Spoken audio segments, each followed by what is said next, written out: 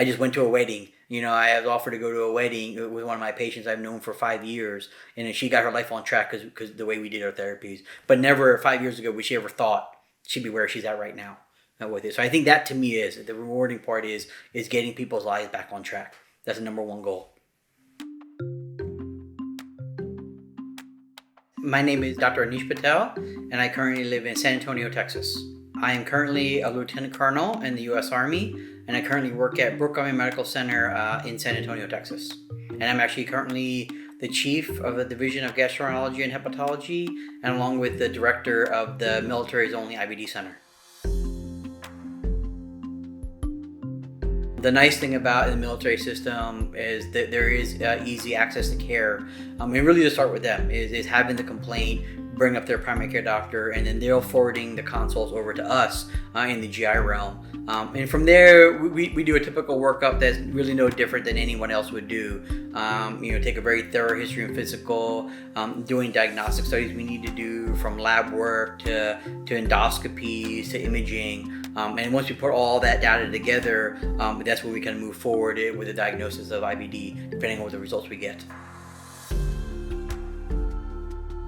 Inflammatory bowel disease, unfortunately, is one of those conditions that can actually lead to separation from the military, whether it be through regular medical discharge or actually through retirement. These diseases can be pretty devastating for a patient, and it's very hard to deploy somebody who has really active disease. Many of these therapies are biological therapies, which require an infusion or an injection, which we don't have capabilities of doing when you're deployed. So that those tend to be the big reasons why many of these folks end up maybe potentially going through a separation process. However, one caveat I would make is that not everybody gets discharged. A lot of factors get played into this, whether it be their job, how long they've been in the military, the medication therapies you use versus biological versus small molecule therapies. I think all those factors will play a role in it, and that's something that we work on it at our IBD center. Is our goal is to keep you on task and on duty. In the military system, there is a transition process. One of the best ways that you can prepare yourself once you get out of the military is be proactive, is ask questions. For example, is what VA do I go to? How do I get into the VA?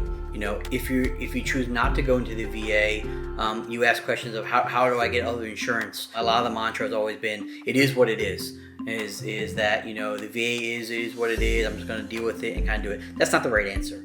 The right answer is to be proactive. Once you get your ducks in a row and you leave the military, have your paperwork ready, upload it right to the system, and then start your process. Call the numbers that they provide you in your transition, and then start knocking on the doors. Get your primary care appointments. Get your specialty appointments. That's probably one of the biggest things I can tell folks is align yourself for success before you get out of the military. That's going to lead to success when you get into the VA. It's just a very simple 4-letter word, is hope. Even though you're going through a lot of stuff and it's a really bad disease to have, there is hope. And there are people like myself and our IBD center that are there to help you. And have to understand too is this is a disease state that has a lot of research input into it. So medical therapies are coming. But the one thing I would tell folks is don't give up. Is that there is hope for it, and people like us are always there to help you navigate the system if you need to.